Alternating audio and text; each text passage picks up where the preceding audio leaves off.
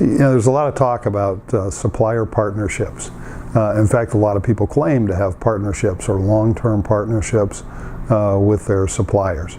And I'm reminded of something that I don't know where it originated, but I heard the old football coach Lou Holtz was the first one who said it that resonated with me. When he said, when all is said and done, you'll usually find that a whole lot more was said than done. There's a lot more talk to supplier partnerships than there is reality.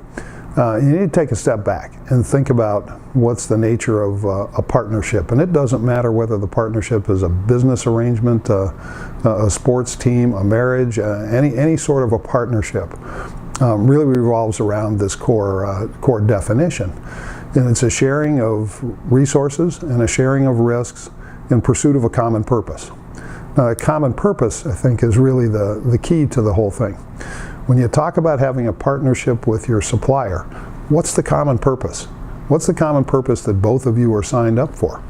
And I find that more often than not, when someone talks about having some sort of a partnership with their supplier, what it really means is that they've coerced or strong-armed them into helping the company become better, become more profitable.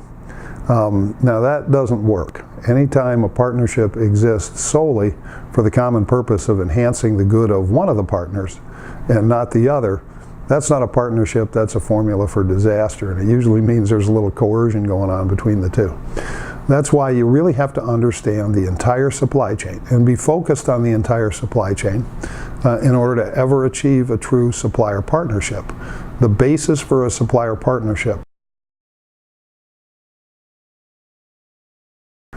you will become better along the way, but you do that by having that common purpose be to create more value for your customer or for the end customer in the supply chain.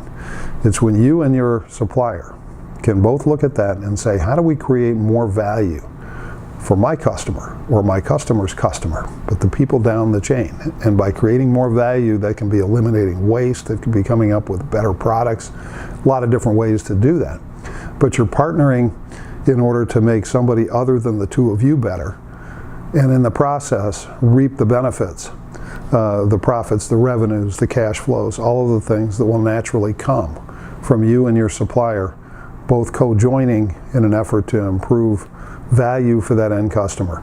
But if you don't have a true focus on your end customer, then there's no way in the world you're ever going to have a true partnership with your supplier.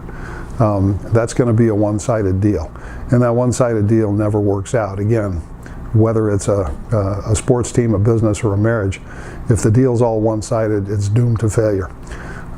You got to focus on end-to-end supply chain.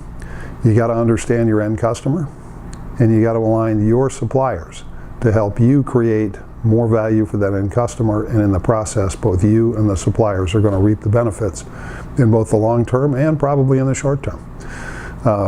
Key point about supplier partnerships. Thank you. Thank you for listening.